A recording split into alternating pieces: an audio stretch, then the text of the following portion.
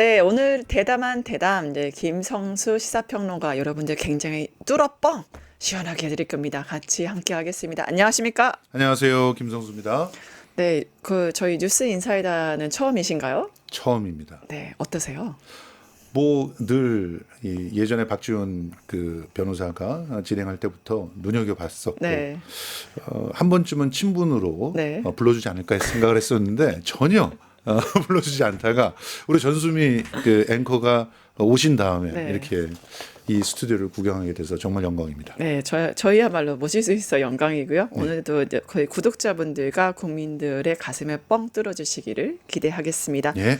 먼저 한번 가볼까요? 친명계로 분류되는 유동철 더민주혁신회 공동상임대표. 어제 기자회견을 열고 더불어민주당 정청래 대표를 비난했습니다. 관련 영상 먼저 보실게요. 예. 조직강화특별위원회의 후보 면접이라는 절차가 편파적이고 불공정하게 진행되었고 그로 인해 저는 부당한 컷오프를 당했습니다. 그날 면접장은 공정이 아니라 배제, 검증이 아니라 낙인 찍기였습니다.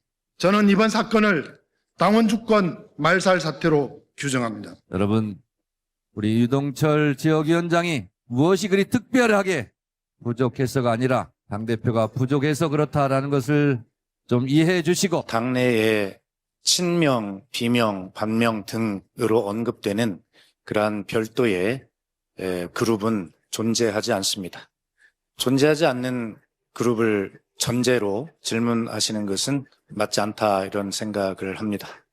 다시 한번 말씀드립니다만 당은 당원 주권 시대를 맞이해서 철저하게 모든 권한을 당원들에게 돌려드리고 있고 이번 부산시당의 위원장 선출 역시도 그러한 기조에서 아주 좋습니다. 제 개인적으로는 S급이라고 봅니다. 대통령실과 우리 당대표 간에 갈라치기를 하려는 세력들이 있다고 봅니다.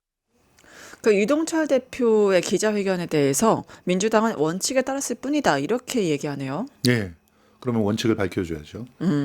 어떤 컷오프의 원칙이 있어서 그 원칙대로 진행을 했느냐 이런 것들을 밝혀줘야 되는데 지금 나오고 있는 내용들을 보면은 사실 음주운전과 관련돼 있는 네, 그 음주운전 전과가 있었다. 때문에 했다라는 얘기가 있죠. 그 얘기를 사실은 컷오프가 부당하다라는 얘기가 그 컷오프 되자마자 나왔었거든요.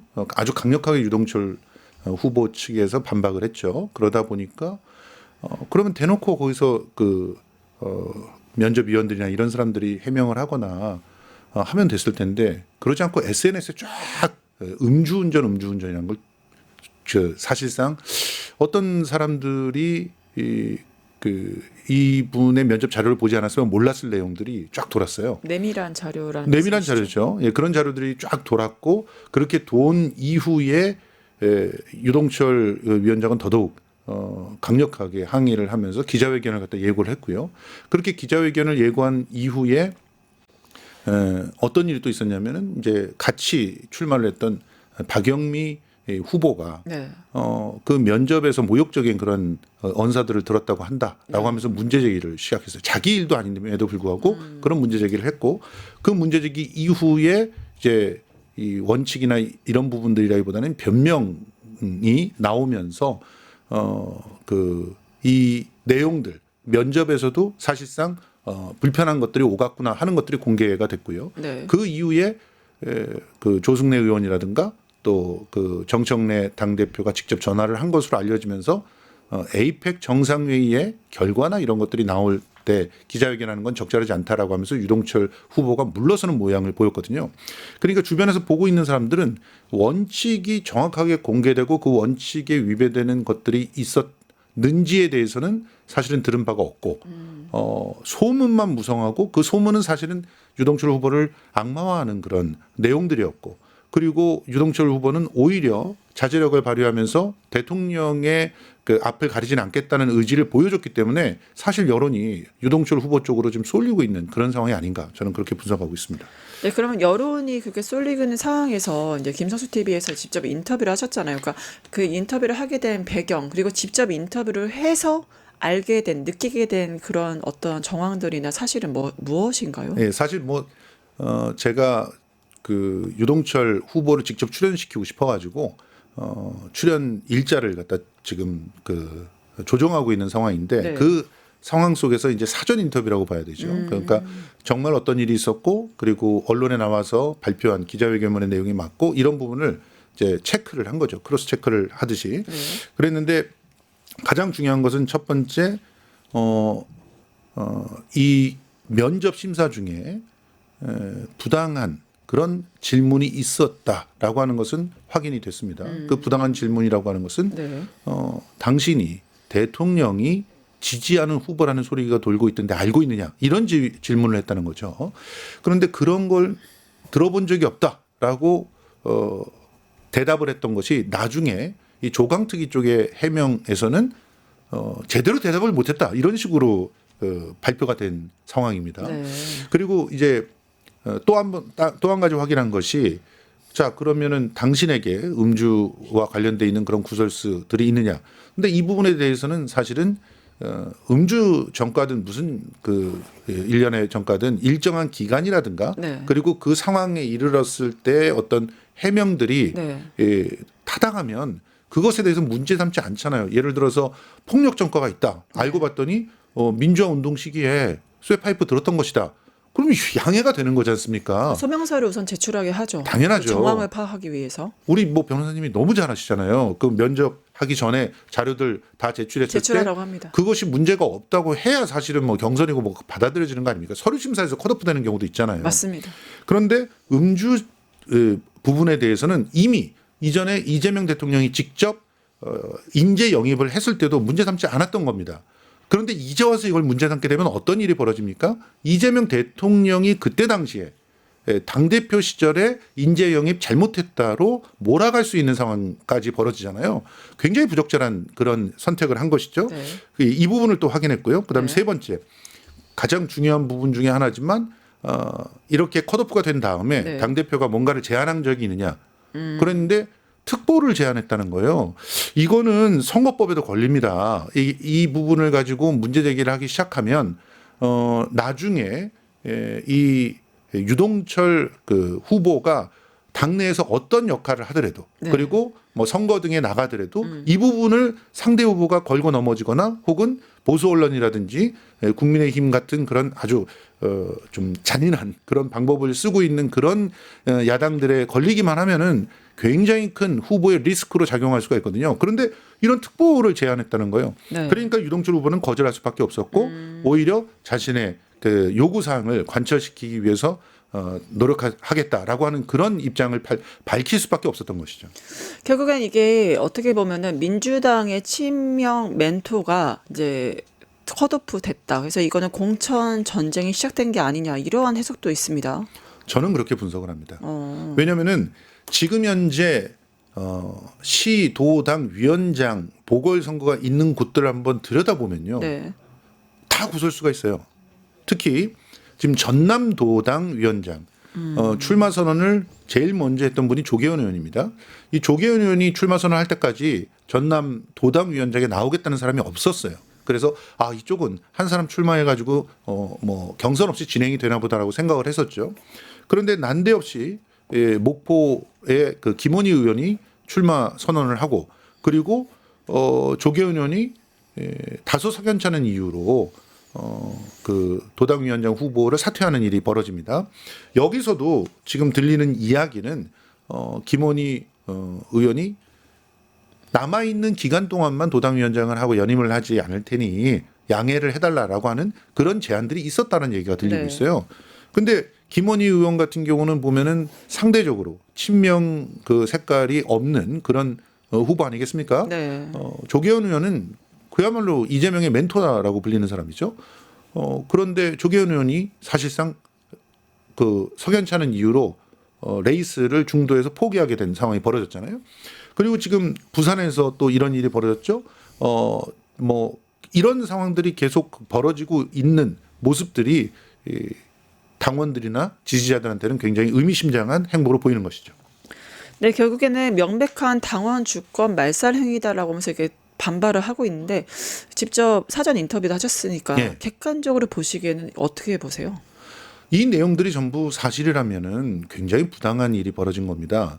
압박 면접이라고 하는 그 변명을 조항티기는 됐는데요. 압박 면접도 사안에 따라서는요 반인권적인 그런 작태라고 해서 형사적인 책임을 지기도 합니다. 네. 이 압박 면접 때문에 실제로 이 압박 면접에 임했던 뭐 그 사원 후보자들이나 이런 사람들이 부담을 가지고 정신적인 어떤 충격이나 이런 것들을 받는 경우들도 비일비재하지 않았습니까? 네. 그러면 특히나 이 지금 여당이잖아요. 그리고 대한민국에서뿐만 아니라 전 세계에서 당원이 가장 많은 민주당, 대한민국의 민주당이 적절한 면접을 진행한다는 것은 하나의 롤 모델로 작용할 수 있는 상황이고요.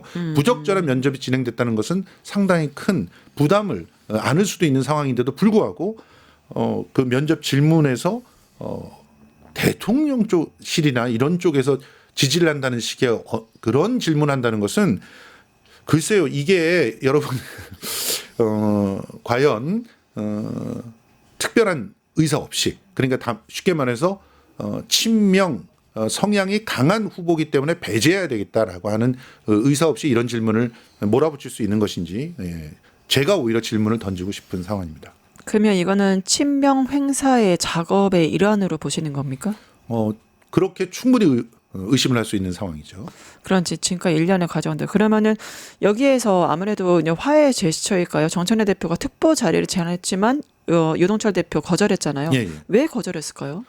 그러니까 우선 왜 특보 자리를 제안했을까요를 먼저 물어봐야 돼요. 네. 왜냐하면은 본인이 이 그 컷오프가 발생한 다음에 다른 그 지역에 가서 유권자들을 만나면서 그런 얘기를 했어요.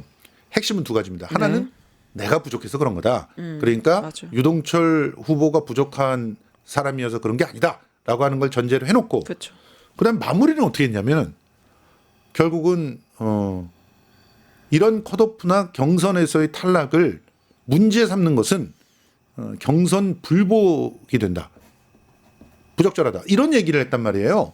이것은 결국은 이의 제기를 받아들이지 않겠다라고 하는 네. 그런 다소 굉장히 그 협박에 가까운 그런 그 해명으로 들릴 수가 있단 말이죠. 그렇기 때문에 이런 그 태도를 취하는 그 상황들만이 남지 않게 스스로 그런 경선 불복이나 이런 상황까지 오지 않도록 사전에 정리를 하기 위한 그런 방법으로 특보 자리를 제안한 게 아닌가 이렇게 생각이 되거든요. 그럼 특보 자리는 왜 거절했을까? 우선 이거는 거래를 하게 되는 거 아닙니까? 그쵸. 그 거래를 했다는 얘기는 그럼 이분들이 안 하실까요?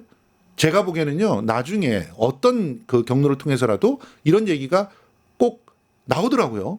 뭐 이런 그 상황들을 갖다가 제가 예언적으로 얘기하는 게 적절하지 않을 수도 있지만 여기에서 이런 합의를 하고 그 약속을 받고 자기의 의견을 굽히는 것이 나중에 어떤 여파가 올지 모르는 상황인데다가 특보 자리라고 하는 것이 지역 당 위원장을 했던 사람한테는 전혀 매력적인 자리가 아닙니다. 그렇기 때문에 제안 자체도 사실은 걸맞지 않는 제안을 한 것이죠. 그러니까 사람들이 특보 자리를 잘 아시는 분도 있지만 예. 이 특보 자리가 어떠한 건지 아니, 특보 자리까지 줘서 정청래 대표가 화해 제스처한 거 아니야? 좀 좋은 자리 아니야? 왜 저러지라고 하시는 분들도 있을 것 같아요. 특보 자리가 어떤 거길래 그렇습니까? 특보는요. 지금 현재 제가 알기로는 거의 100명 가까운 특보가 있는 걸로 알고 있습니다. 당대표 특보들이. 100명. 예, 그러니까 기본적으로 그 특정한 지역에 대해서 출마할 수 있는 먼저 권한을 주는 것도 아니고 그리고 뭐 급여가 제공되는 자리도 아닙니다. 그리고 그 특정한 영역의 전문성에 대해서 조언을 할 수 있는 자리인데 그런 위치에 있는 사람들이 상당히 많단 말이에요. 네. 그러면 결코 특별한 대접을 해주는 것도 아니죠. 다만 그 특보라는 이름을 주어서 이제 당 대표와 일정한 그런 그 인적인 네트워크가 있다. 이런 부분을 갖다가 그 세워주는 것인데 지금 뭐 사실 당내에서 정청래 그 대표의 그 어떤 강력한 그런 의원 그룹이다라고 하는 사람들이 적잖아요. 그런 상태에서 사실은 정청래 후보를 정청래 대표를 돕고 있는 쪽이 어떤 면에서는 친문이다라고 불리는 그런 그룹에서 돕고 있는 거 아니냐 이런 얘기들까지 나오고 있는 상황 아니에요. 그러니까 그 상황에서 친명으로 분류되고 있는 그런 유동철 위원장이 그런 선택을 받아들인다는 게 이 득보다는 실이 훨씬 많은 그런 상황이라고 볼 수 있죠. 지금 친문 얘기하셨는데 그러면 이게 사람들이 명청 대전으로 얘기하잖아요. 예. 그럼 이게 명청 대전이 단순한 명청이 아니라 친문과 친이의 싸움으로 보시는 거예요? 뭐 그렇게 이제 확언을 하기에는 아직까지 여러 가지 문제들이 있을 수 있습니다만 지금 현재 정청래 의원의 가까이에서 정말 손발처럼 움직이고 있는 의원들은 몇 안 됩니다. 그러니까 그분들이 계속 거듭해서 여러 가지 역할들을 하고 있죠. 네. 가령 문정복 의원 같은 분이 그런 분인데 실제로 당대표 선거 때 의원들의 지지가 부족해서 그 부분에 대해서 굉장히 불편한 기색을 내비쳤던 사람이 정청래 의원이잖아요. 그래서 이런 얘기도 했었잖아요. 의심이 아니라 당심에 의해서 어떤 선택이 이루어진다는 얘기까지 했던 분입니다. 그런데 상당히 강력한 어떤 지지세가 구축되어 있는데 이것이 과연 당원들, 권리 당원들의 지지세일 것이냐 아니면 이미 당의 줄이었지만 지금 숨을 죽이고 있는 그런 세력들이 광범위하게 사실상 지원을 하고 있기 때문에 이런 일이 벌어지는 거냐 이런 판단들을 할 수가 있겠죠. 네. 그럴 때 지금 이재명 대통령 지지자라고 일컬어지는 권리당원들은 강력하게 이 친문들과 지금 친명의 싸움이 아니냐라고 분석을 하고 있는 게 사실이죠. 네. 그러면 이제 친문 친명뿐만이 아니라 지금 당과 그 행정부의 다툼도 있는 거 아니냐. 그게 확장선상으로 연장선상을 봤을 때 예를 들어서 이재명 대통령이 출국해서 어떠한 자신의 역량을 발휘하거나 최근으로 보면 에이펙, 그러니까 저희가 이번 주에는 에이펙에 대해서 효과, 그리고 에이펙의 그런 이제 기대, 그다음에 업적 이런 것들을 사실 평가하는 자리로 기획을 했었는데 다 엎어졌거든요. 그렇죠. 그냥 재판 중지법이 나타나서. 그렇죠. 그러니까 이런 것들이 매번 어떠한 이슈가 나올 때마다 또 다른 이슈가 나타나는 게 우연이냐 아니면 이거 뭐 전략이냐 이러한 해석들이 있거든요. 어떻게 보세요? 제가 좋아하는 드라마 중에 100번의 추억이라는 드라마가 얼마 전에 끝났어요. 네. 거기서 이제 주인공이 그런 얘기를 합니다. 2번까지는 우연일 수 있지만 3번이 되면 운명이다. 뭐 이런 얘기를 하면서 자기가 이제 특정한 상대에게 고백을 하는 장면이 나오거든요. 드라마에서도 3번쯤 되면은 그걸 운명이라고 간주한다는 거예요. 그런데 지금 제가 타임라인을 한번 정리해 드릴게요. 네. 얼마나 이런 일들이 많이 있었는지. 네. 당선되자마자 정청래 당대표는 내란당과는 악수조차 하지 않겠다라는 선언을 했습니다. 그런데 그 시점이 대통령의 입장에서는 지금 어떻게 보면은 본격적인 실력을 보여주기 위해서 입법들이 굉장히 필요한 시기였어요. 그런데 여당 당대표가 야당하고 악수조차 안 한대요. 그러면 국회에서 그 법이 제대로 통과되겠습니까? 그러면 국회에 관련돼 있는 뉴스들은 전부 다 이렇게 나오겠죠. 뭐 강행, 뭐 단독, 뭐 발의와 통과, 뭐 이런 것들이 뒤덮지 않겠습니까? 그러면 국회가 합의를 이루지 못한다는 인상을 주게 되고 중도층한테는 야 지금 여당이 숫자로 밀어붙이는구나 하는 인상, 더해서 뭐 날치기 아니냐 이런 의혹까지 갖게 되는 거 아닙니까? 그러니까 국민 임명식에서도 그래서 국민의힘이 참여하지 않았죠. 그렇습니다. 국민 임명식을 파토낸 게 사실상 정청래 대표 때문이 아니냐 이런 얘기들도 나왔었죠. 자, 그리고 대통령이 중재를 해가지고 악수까지 하는 화해의 자리를 9월 8일 날 딱 가졌죠. 근데 9월 9일 날 국회에서 연설을 하면서 당대표가 내란 세력은 하고는 뭐 같이 할 수 없다. 정당 해산의 대상이다. 이렇게 선언을 해버려요. 대통령의 뒤통수를 쳤다고 다들 얘기를 했죠. 그리고 10일 날은 갑자기 이 정당 해산 대상이라고 하는 사람들하고 특검법에 대한 합의를 합니다. 근데 이 특검법 합의를 한 것이 얼마나 충격적이었냐면 네. 바로 그 전날 정당 해상의 대상이라고 하는 사람들이 가장 민감하게 생각할 수 있는 특검법에 대한 합의를 한 거예요. 네. 그러면 풀어준 거 아니에요. 해산을 못하게끔.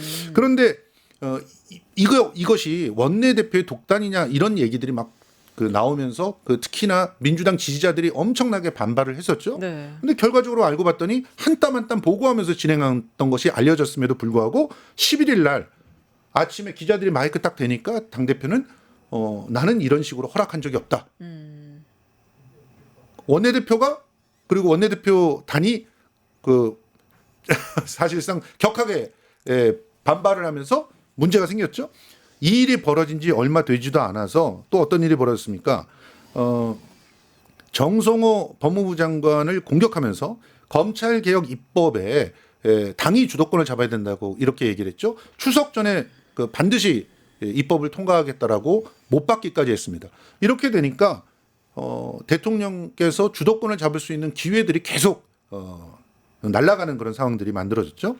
이 상황에서 결국 입법이 된 이후에 정부는 정부 중심으로 TF를 만들면서 거기에 당을 조금 배제하는 그런 선택을 했더니 거기에 당이 들어가야 된다 강력하게 항의하는 그런 모습들을 당대표가 가져갔습니다. 이 모습이 우연입니까? 게다가 이 이후에 10월 6일 날 우상호 정무수석이 이 부분에 대해서 불편한 얘기를 기자회견을 통해서 했잖아요. 사실은 그 둘이 있는 자리에서 그런 얘기까지 했답니다. 내가 정치를 갖다 몇 년을 했는데 지금 정무수석이 하는 말이 대통령과 아무 관계가 없는 말로 생각하느냐, 대통령이 지시하지 않는 말을 내가 어디 가서 떠드는 줄 아느냐, 이런 하소연까지 했음에도 불구하고 그러니까 우상호 수석이 그렇게 했다는 그렇게 거죠? 얘기했다는 거죠. 그럼에도 불구하고 지금 그 검찰 개혁의 속도를 내겠다는 독단적인 어떤 선택들을 하셨단 말이에요. 그러니까 불편할 수밖에 없는 우상호 정무수석은 이걸 언론에 가서 공개를 했고 공개한 다음 날 또 SNS에다가 상기하자 시리즈를 갖다 올립니다. 상기하자 내란, 상기하자 검찰개혁. 이게 우연입니까? 게다가 그 이후에는 대법원장 청문회까지 일사천리로 진행을 해요. 그때마다 정부에서는 홍보를 해야 될 그런 정책적 그 어떤 제시들이 있었고 심지어 해외 정상관의 그런 어떤 회담의 성과들이 있었음에도 불구하고 그것을 다 덮어버리는 이런 상황들이 반복됐죠. 그게 이번에 또 반복이 된 겁니다. 자, 이쯤 되면은 당원들이 화가 머리끝까지 치솟을 법하지 않습니까? 특히나 이재명 대통령을 지지하는 사람들은 네. 당연히 이제는 당대표에 대해서 어떤 특단의 조치가 필요한 시점이다라는 이야기까지 하고 있는 것이죠. 네, 특히 최근 사안에 있어서는 재판 중지법이 좀 화제가 되지 않았습니까? 예. 거기서 5개월 전부터 왜냐하면 김대웅 판사가 이제 국감에 나와서 충격적인 발언했고 재판을 다시 할 수 있다라고 얘기하니까 거기서 민주당에서는 당적으로 이제 5개월 동안 준비를 했는데 대통령께서 그 법안에 대해서 제지를 거셨잖아요. 이 현상은 또 어떻게 해석하셨어요? 이것도 타임라인을 보면은 너무 참 희한하다는 생각이 들어요. 네. 원래 김용민 의원은 5월 2일 날 이 법을 발의를 했어요. 예. 5월 2일 날이 어떤 때였느냐. 선거를 앞두고 이재명 대통령의 대통령 자격을 가지고 국민의힘이 집요하게 물고 늘어지던 때 아니었습니까? 그때 당시에 헌법학자들이 다수가 대통령이 되면은 당연히 소추가 금지가 된다. 소라고 하는 거는 우리 변호사님이니까 너무 잘 아시지만 소라는 것은 기소를 말하는 것이고 네. 추라고 하는 것은 기소 이후에 공소의 유지를 말하는 거예요. 네. 그 재판이잖아요, 그게. 네, 네. 그러면 당연히 그 모든 것이 중지된다고 한다는 해석을 했는데 일부 아주 보수적인 헌법학자나 특이한 견해를 갖고 있는 사람들의 말을 보수 언론들은 토파 세우고 국민의힘에서는 그걸 가지고 마치 헌법 교과서에 다 그렇게 적혀 있는 것처럼 몰아갔죠. 84조에 대한 해석을 굉장히 왜곡시켰죠. 왜곡시켰습니다. 그럴 때 야, 이런 시끄러운 정쟁 한 방에 없애버리겠다라고 김용민 의원이 대안을 제시한 거예요. 네. 그러면 그때 당시에는 의미가 있었죠. 그 대안을 가지고 딱 한 줄 만드는 거 아닙니까? 그 헌법 84조에 있는 말은 공소뿐만 아니라 유지도 포함하는 것이다. 이거 한 줄을 집어넣겠다는 거였잖아요. 그런데 그게 어떻게 됐어요? 5월 7일 날 법사위에 소위까지 통과를 했는데 그 이후에 사실은 그 대선에서의 여러 가지 그런 국민의힘의 자폭수가 막 이렇게 생기면서 사실상 자기네들이 무너지는 모습들을 보였고 순조롭게 그래서 대선에서 이제 승리를 하는 일까지 벌어졌어요. 대선에서 승리하고 난 다음에 갑자기 법사위원장이 사라졌어요. 당대표 출마를 한다고 사라지면서 이 통과된 법을 통과시킬 수가 없는 그런 상황들이 만들어졌고 그러면서 결국은 법원이 알아서 재판을 중지하게 됐으니까 실익이 없는 법이 돼버렸잖아요. 네. 근데 이거를 10월 27일 날 다시 살리는 이유가 뭔지 저는 이해가 안 되는 것이죠. 이미 실익이 없어요. 모든 재판들은 다 중지됐습니다. 그뿐만이 아닙니다. 지금 이재명 대통령의 시대가 되면서 네. 중요하게 검찰들의 조작 수사가 의심되는 그런 재판들이 결정적 증언을 했던 사람들이 말을 바꾸고 있잖아요. 그렇죠. 그리고 가만히 있던 국정원 같은 데서 대북송금 사실은 이재명과 상관없다. 이런 거 내놓고 있잖아요. 네. 그거 저희들이 2022년부터 얼마나 유튜브를 통해서 또 언론들에 제보하면서 많이 얘기를 했습니까? 꿈쩍도 않던 사람들도 다 이제 증거를 내놓기 시작했어요. 네. 그럼 당연히 재판이 진행되기가 어렵죠. 공소 취하가 돼야 마땅한 상황들로 가고 있습니다. 그러면 공소 취하를 외치면 되는 것인데 이것을 다시 끄집어낸 이유는 사실은 모든 부담을 대통령에게 떠넘기려고 하는 것 아니냐 하는 의심을 살 수밖에 없는 것이었죠. 그 그래. 상황에서 지금 이 재판 중지법에 대해서 논의를 진행하는 것도 정말 이해가 안 되는데 네. 11월 2일에 갑자기 박수현 대변인이 나와서 그것을 당론으로 하겠다는 발표를 해버리는데 그 전에 그러면 원내 지도부하고 상의했느냐? 상의하지 않았죠. 최고위원들하고 상의했느냐? 상의하지 않았어요. 상의하지 않았다고 보시는 예. 거예요? 어떠한 근거로 그렇게 보세요? 특정 최고위원들이 언론에 얘기를 했습니다. 네, 상의하지 않았다, 예, 몰랐다. 상의한 적이 없다. 지도부와 얘기한 적이 없다. 이렇게 얘기를 하고 있는 거죠. 그러면 결과적으로 이건 누가 한 겁니까? 박수현 대변인이 혼자 했겠어요? 뭐 김병기 원내대표한테 한 번은 떠넘겼는데 떠넘길 수 있겠습니까? 떠넘길 수가 없는 상황이죠. 그 상황이 되니까 어쩔 수 없이 바로 꼬리를 내릴 수밖에 없었던 것인데 그것도 또 처음에 발표할 때 희한하게 발표를 했어요. 박수현 원내대표가 박수현 그 대변인이 최고위에서 논의를 하다 보니까 이게 실익이 없다라고 생각되어서 대통령실에 이걸 중지하겠다고 건의를 했다는 식으로 표현을 했는데 그러니까 강훈식 비서실장이 아예 기자들 앞에서 얘기를 했잖아요. 대통령이 직접 지시해서 내가 당에게 요구한 것이다. 이렇게 굳이 얘기할 이유는 이 논의에 있어서도 책임을 자꾸 대통령에게 떠넘기는 모습을 당에 보였다는 겁니다. 네. 정확히 말하면 당 지도부가 보였다는 거죠.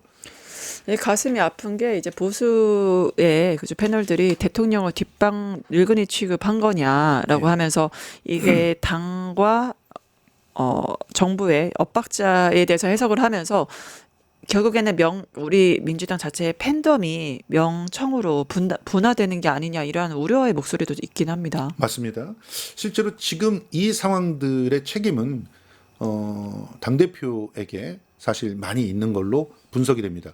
그러니까 결국 당을 갈라치기 했다는 것이죠.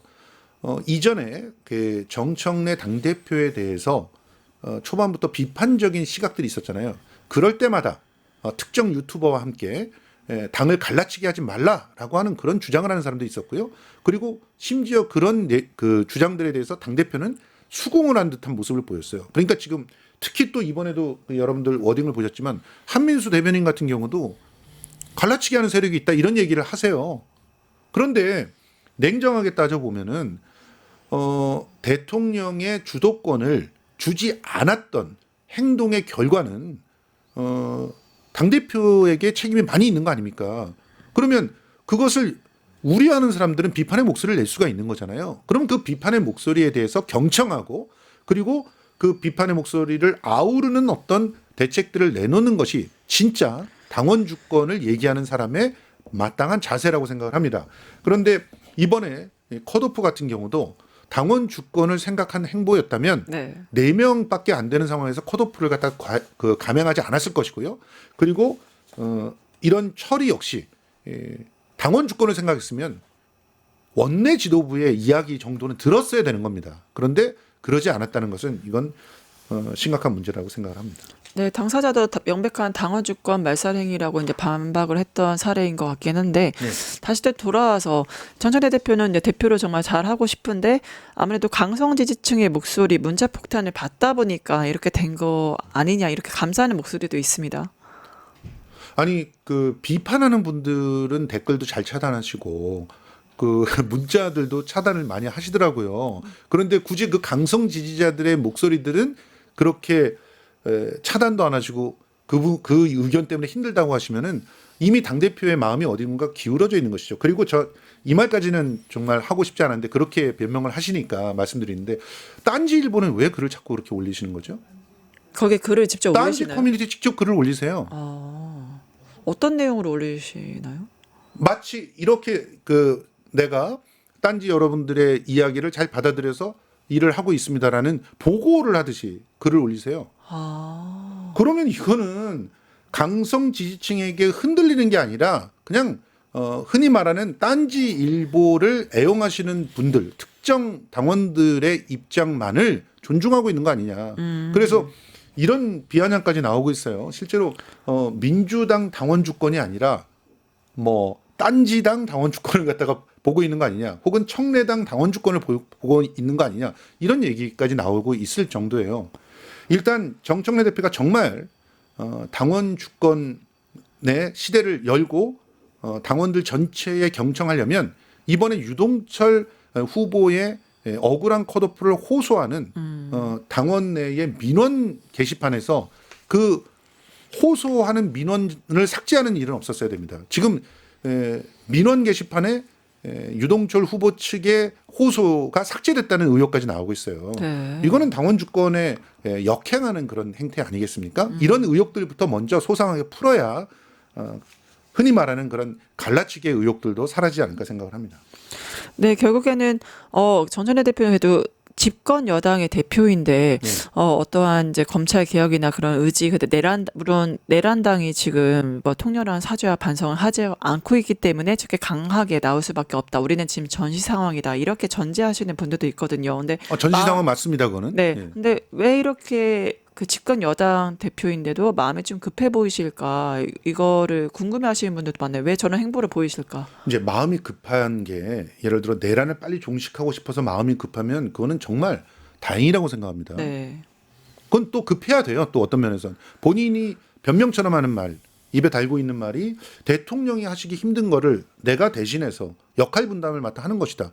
그게 진심이면은 사람들이 이렇게까지 의심을 하지 않을 거예요. 왜? 내란 종식 특별법이라고 박찬대 의원이 제기한 법이 있습니다. 근데 이 발의한 법은 논의조차 하지 않습니다. 이 법이 통과되기만 하면요, 지금 제가 좀 이렇게 예언적으로 말하는 건 좀 그렇지만 내란 종식 특별법이 통과되었더라면 아마 지금 국민의힘은 정당 보조금을 전부 다 뺏기는 그런 상황이 오지 않았을까. 그러면서 2조각, 3조각이 나지 않았을까, 그런 생각이 들거든요. 진짜 필요한 법 왜곡죄 얘기하는데 통과시키지 않고 있고요. 사법개혁에 있어서도 배심제 전면 도입하는 거 얘기하고 있는데 그런 건 안 하세요. 그러면서 우리들 진짜 당원들이 원하고 있는 중요한 입법들은 하지 않으면서 엉뚱한 입법을 하면서 급해하시는 그런 모습들은 이해하기가 좀 힘든 그런 상황이라고 볼 수 있습니다.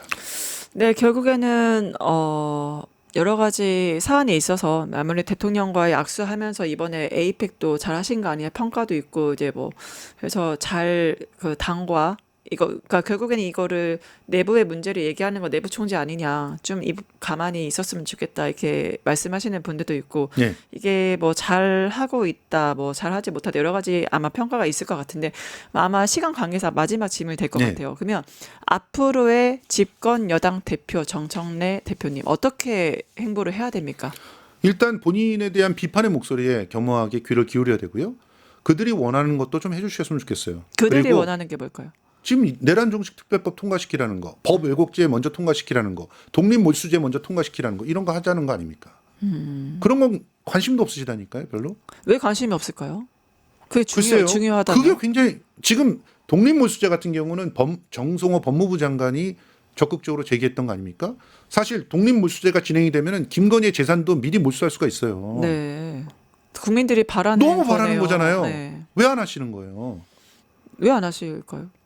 그러니까 실제로는 내란을 종식하고 싶은 거냐, 이런 질문이 자꾸 나오는 거예요. 아, 내란 종식에 실질적인 의지가 있느냐, 왜 예. 행동하지 않느냐 그렇게 보시는 거예요. 일각에서는 이런 얘기까지 하고 있어요. 내란이 늦게 종식이 되거나 종식이 완전히 되지 않았다라고 하면 누가 가장 욕을 먹을 것이냐. 이재명 대통령이 가장 욕을 먹겠죠. 아, 집권 여당 대표가 아니고 이재명 대통령이 그렇죠. 책임을 한다. 그러면 임기 말에는 거기에 대한 책임을 강력하게 민심이 묻지 않겠습니까? 네. 그러면 이재명 대통령께서는 연임이 불가능하거나 혹은 레임덕이 강하게 오는 그런 상황들이 오겠죠. 이것까지도 얘기가 나온다는 것은 지금 민주당의 지지자들 사이에 굉장히 심한 간극이 있다는 얘기이기 때문에 이 부분에 대해서 치유할 수 있는 대책들이 당 차원에서 나와야 됩니다. 당대표가 하지 못한다면 당의 최고위원들도 자기의 그 자리에 걸맞는 선택들을 해야 되지 않을까 하는 생각을 합니다. 그러니까 집권 여당의 역할은 태양인 대통령을 잘 같이 걸음을 하고 집권 여당으로서 역할을 해야 된다. 그렇게 두 개의 태양이 있어서는 안 된다고 보시는 거네요. 두 개의 태양이 아니라 예를 들어 태양이 뭐 시들시들하고 뭐 태양이 뭐 술만 처먹고 그런 상황이라면 네. 뭐 그렇게 해도 돼요. 그래서 끌고 갈 수가 있겠죠. 네. 지금 근데 이런 태양을 보셨는지 모르겠어요. 이렇게 놀라운 성과를 내고 본인 스스로도 에이펙의 성과는 그 역대급이라는 얘기까지 하지 않습니까? 네. 시정 연설도 끝내주는 연설이었죠. 네. 근데 이번에 시정 연설에 대해서 묻는 기자들의 대답에 대변인이 알아서 하실 겁니다. 이런 대답을 하셨어요. 자, 그러니까 진짜 대통령을 돋보이게 하고 이재명 정권의 어떤 성공을 함께 하려고 하는 마음이 있느냐라고 질문을 던질 수밖에 없는 상황이 자꾸 마련이 된다는 것이죠. 중요한 것은 지금 당원들의 인내심에는 이제 한계에 도달했다는 겁니다. 그래서 빨리 그 한계가 폭발하기 전에 조치가 있어야 되는, 그 당 차원의 조치가 있어야 되는 그런 상황이라고 봅니다. 네, 결국에는 이게 내부 갈등이나 여러 가지 안타까움을 자아내고 있는 행태도 좀 있어서 결국엔 그런 말도 있지 않겠습니까? 보수는 부패로 망하고 진보는 분열로 망한다. 그것이 민주당이나 진보 세력에게 적용되지 않기를 간절히 고대해보고 바라봅니다. 네. 지금까지 대담한 대담의 김성수 평론가님과 함께했습니다. 출연해주신 평론가님 감사합니다. 고맙습니다. 유튜브 구독하고 실시간 채팅과 댓글을 남기시면 매일매일 7,000TTCO를 드립니다.